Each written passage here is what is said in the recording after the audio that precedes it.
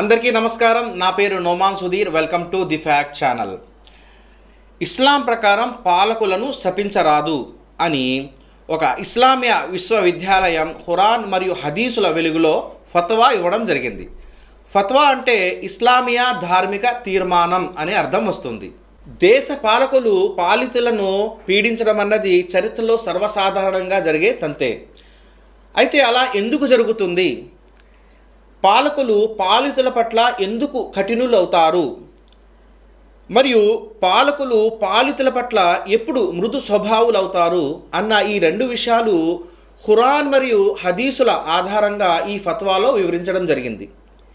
దీనిని యథావిధిగా నేను మీకు వినిపిస్తాను. వీడియోను స్కిప్ చేయకుండా ఆఖరి వరకు చూడవలసిందిగా మనవి. వారు కోట్ చేసిన మొదటి ఖురాన్ వాక్యం 30:41. ప్రజలు చేజేతులా చేసుకున్న పాప కార్యాల మూలంగానే భూమిలోనూ సముద్రంలోనూ కల్లోలం వ్యాపించింది.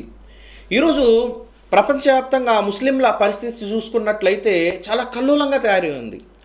చాలా అవమానకర పరిస్థితుల్లో వాళ్ళు జీవనం గడుపుతున్నారు. అలా ఎందుకు జరిగింది అని పరిశీలించినట్లయితే ఖురాన్లో వారు చేసుకున్న కొన్ని చేష్టల ప్రతిఫలం అల్లాహ్ వారికి చవి చూపించడానికి ఇలా జరిగింది. చూడండి, ముస్లింలు తమ లక్ష్యాన్ని మరిచారు. అల్లాహ్ నిర్దేశించిన లక్ష్యాన్ని మరిచారు. ఆ లక్ష్యం ఏమిటి అంటే, కుంతుం ఖైర ఉమ్మతిన్ ఉఖ్రిజత్ లిన్నాసి తఅమురూన బిల్ మారూఫి వతన్హౌన అనిల్ మున్కరి వతుమినూన బిల్లాహ్. మానవుల కోసం ఉనికిలోకి తీసుకురాబడిన ఉత్తమ సమాజం మీరే. మీరు మంచిని ఆజ్ఞాపిస్తారు, చెడు నుండి వారిస్తారు. ఈరోజు ముస్లింలు ఈ లక్ష్యానికి వ్యతిరేకంగా నడుచుకుంటున్నారు. కాబట్టి ఈ పరిస్థితి దాపరించింది అని అల్లాహ్ స్వయంగా ఈ ఖురాన్ వాక్యంలో తెలియపరుస్తున్నాడు. ఇంకా ఏం తెలియపరుస్తున్నాడో చూద్దాం. బహుశా వారు దీనివల్ల తమ దుష్ప్రవర్తన నుండి తిరిగి రావచ్చేమోనని కూడా ఈ విధంగా జరిగింది. తమ తప్పుని తెలుసుకొని అల్లాహ్ వైపుకు మళ్ళీ మరలి వస్తారేమో అని, తమ లక్ష్యాన్ని తెలుసుకుంటారేమో అని నేను ఇలా చేశాను అని అల్లాహ్ స్వయంగా తెలియపరుస్తున్నాడు. వారు కోట్ చేసిన రెండవ ఖురాన్ వాక్యం 42:30ని పరిశీలించినట్లయితే, మీపై ఏ ఆపదలొచ్చి పడినా అవి మీ చేజేతులా చేసుకున్న చేష్టల ఫలమే అని అల్లాహ్ అంటున్నాడు. ఈరోజు ప్రపంచవ్యాప్తంగా ముస్లింల పరిస్థితి చూసుకున్నట్లయితే ఏ రోజు ఏ విపత్కర పరిస్థితి వచ్చి పడుతుందో చెప్పలేని పరిస్థితి. ముస్లింల నుండి తమ హక్కులను లాక్కోవడం జరుగుతుంది. ప్రపంచ మీడియా ముస్లింలను దోషులుగా చిత్రీకరించి చూపిస్తుంది. రాజకీయ పరంగా ముస్లింలకి అసలు అవకాశమే ఇవ్వడం లేదు. పార్లమెంటు కానీ అసెంబ్లీలో కానీ వారికి స్థానం కల్పించడం లేదు. ఎందుకు ఈ పరిస్థితి దాపరించింది? ఈ పరిస్థితులకి గల కారణం ప్రస్తుత పాలకుల లేక పాలితుల అంటే మనమా అంటే ఖురాన్ సమాధానం ఏమిటో ఒకసారి పరిశీలిద్దాం. అవి మీ చేజేతులా చేసుకున్న చేష్టల ఫలమే. అల్లాహ్ ఏమంటున్నాడండి? దీనికి గల కారణం మీ స్వయంకృతాపరాధమే. మీరే దీనికి గల కారణం. మీరు చేసిన చేష్టలకు ఫలితంగానే నేను కఠినమైన పాలకులను మీపై నియమించాను అని అల్లాహ్ స్వయంగా తెలియపరుస్తున్నాడు. దీనిని బలపరుస్తూ చెప్పిన ఖురాన్ వాక్యం 17వ అధ్యాయం 4 నుండి 8 వాక్యాలు పరిశీలించినట్లయితే, పాలితులను పీడించే కఠినమైన పాలకులను నా దాసులు అని అంటున్నాడు అల్లాహ్. అప్పటి మూసా ముస్లింలను ఫిరౌన్ రాజులు రాచి రంపాన పెట్టడం జరిగింది. చిత్రహింసలకు గురి చేయడం జరిగింది. లక్షలాది మూసా ముస్లింలను ఊచకోత కోసిన ఫిరౌన్ రాజులను నా దాసులు అని అంటున్నాడు అల్లాహ్. దీనిని బట్టి మనం అర్థం చేసుకోవాల్సింది ఏమిటంటే, మూసా ముస్లింలను ఫిరౌన్ రాజులు కోసారంటే అది అల్లాహ్ ఆజ్ఞ ప్రకారంగానే జరిగింది. అల్లాహ్ తలుచుకుంటే విశ్వాసంలో ఉన్న వారిని కాపాడుకోగలడు. అల్లాహ్ ఆజ్ఞ లేనిదే ఏదీ జరగదు. కానీ అల్లాహ్ వారిని శిక్షించదలిచాడు. ఎందుకంటే వారు తిరస్కార వైఖరిని అవలంబించారు కాబట్టి. దీనిని బట్టి మనకు అర్థమైంది ఏమిటంటే, పాలితులు ఎలా ఉంటే పాలకులు అలాంటి వారే ఉంటారు. అలాంటి వారినే అల్లాహ్ నియమిస్తాడన్నది గమనార్హం. ఇక ఫత్వాలో వారు కోట్ చేసిన హదీసులను ఒకసారి మనం పరిశీలిద్దాం. గౌరవనీయులైన అబూ దర్గా కథనం ప్రకారం మహానీయ ముహమ్మద్ సల్లల్లాహు అలైహి వసల్లం ఇలా తెలియజేస్తున్నారు: మహోన్నతుడైన అల్లాహ్, నేను పరమ పూజ్యుడను, నేను తప్ప మరొక వేడుకోదగిన వాడు లేడు, నేను మహారాజును, రాజాదిరాజును, ఇంకా చక్రవర్తులకే చక్రవర్తిని. లోక పాలకుల మనస్సులు నా స్వాధీనంలో ఉంటాయి. ఎప్పుడైతే ప్రజలు నా విధేయులై నా ఆజ్ఞాపాలన చేస్తూ ఉంటారో అప్పుడు నేను వారి విషయంలో దౌర్జన్యపరులైన రాజుల హృదయాలను దయా కారుణ్యం వైపు మళ్ళిస్తాను. ఒకవేళ నా దాసులు నా అవిధేయతకి పాల్పడితే నేను వారి పాలకుల మనస్సును ఆగ్రహము, కాఠిన్యముల వైపు మళ్లించి వేస్తాను. దాని పర్యవసానంగా వారు తమ పాలితులను శిక్షలు, యాతనలకి గురి చేస్తారు. అలాంటి నేపథ్యంలో మీరు పాలకులను శాపనార్థాలు పెట్టడంలో నిమగ్నం అవ్వకండి. మీరు నా స్మరణ అంటే నేను మీకు శాసించిన నైతిక, మానవీయ ఆజ్ఞలను పాటించడంలో నిమగ్నం అవ్వండి. తద్వారా నేను మిమ్మల్ని ఆ పాలకుల కీడు నుండి కాపాడుకుంటాను అని తెలియజేస్తున్నాడు. ఈ హదీసు ద్వారా అల్లాహ్ తెలియపరుస్తున్న గమనార్హమైన విషయం ఏమిటంటే, లోక పాలకుల మనస్సులు అల్లాహ్ స్వాధీనంలోనే ఉంటాయి.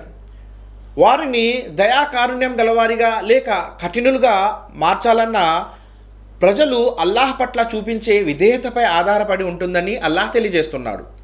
మరియు కష్టం వచ్చినప్పుడు నన్ను స్మరించుకోండి అని అంటున్నాడు అల్లాహ్.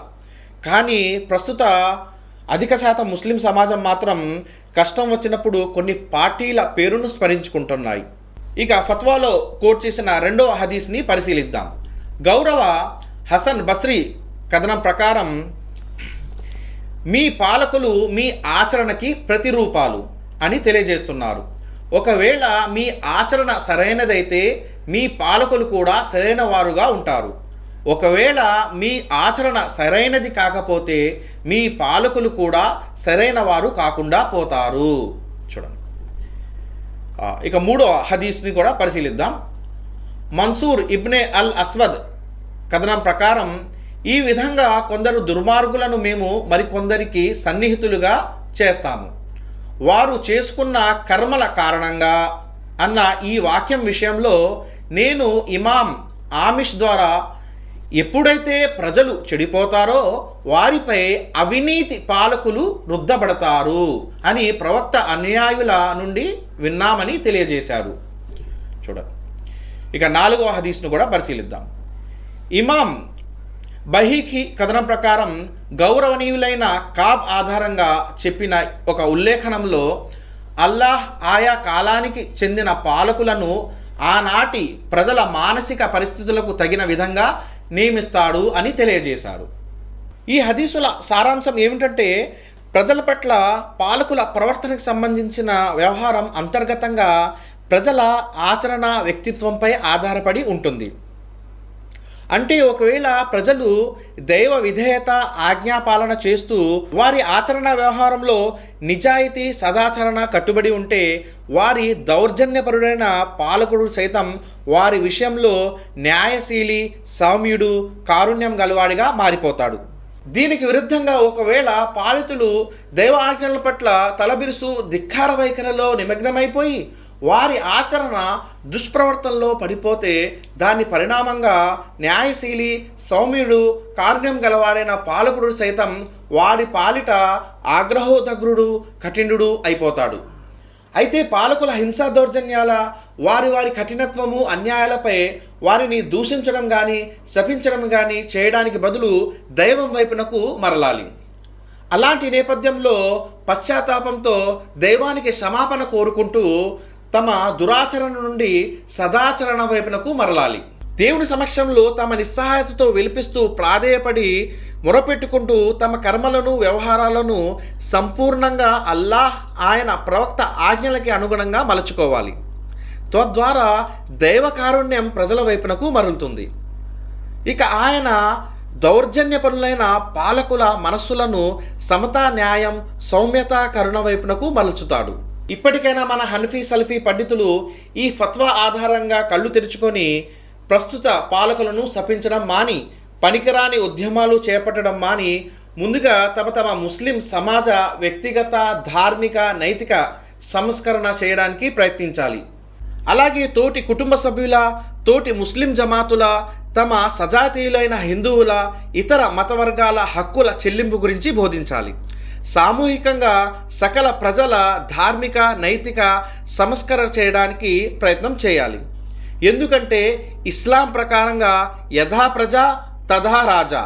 నేను ముస్లిం సమాజానికి, ముస్లిం నాయకులకి, ముస్లిం పెద్దలకి 2 చేతులు జోడించి విన్నపించుకుంటుందేమనగా, బీజేపీ ముస్లింలకు నష్టం కలిగించలేదు, అలాగే కాంగ్రెస్ లాభం కలిగించలేదు. ఎందుకంటే లాభ నష్టాల కర్త అల్లాహ్ మాత్రమే. ముస్లింలు ధర్మబద్ధంగా మారితే అల్లాహ్ పార్టీల నిమిత్తం లేకుండా అనుగ్రహిస్తాడు, అలాగే శిక్షిస్తాడు కూడా. ఇదే ఇస్లామియా విశ్వాసం. దీనికి విరుద్ధంగా పాలకులను శపిస్తూ ఉద్యమాలు చేపడుతూ సమాజంలో అలజడి రేపుకుంటూ తిరుగుతూ ఉంటే గతంలో జరిగిందే భవిష్యత్తులో కూడా జరుగుతుంది. గతంలో షాబానో కేసులో చేసిన అనాలోచిత ఉద్యమాల కారణంగా బాబరీ మసీద్ తాళాలు తెరుచుకున్నాయి. తరువాత ముస్లింలు చేపట్టిన ఉద్యమాల పర్యవసానంగా బాబరీ మసీదు కూలింది.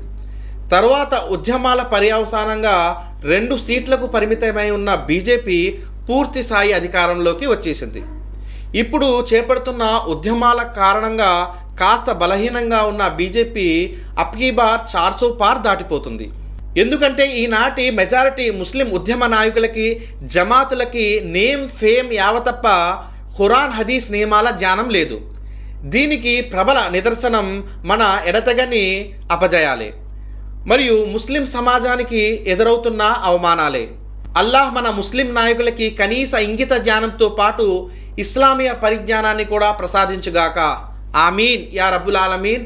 తదాస్తు. జై హింద్. ఉర్దూ భాషలో ఇస్లామియా విశ్వవిద్యాలయం వారు ఇచ్చిన ఫత్వా, దాని లింక్ కింద డిస్క్రిప్షన్లో ఇవ్వడం జరిగింది.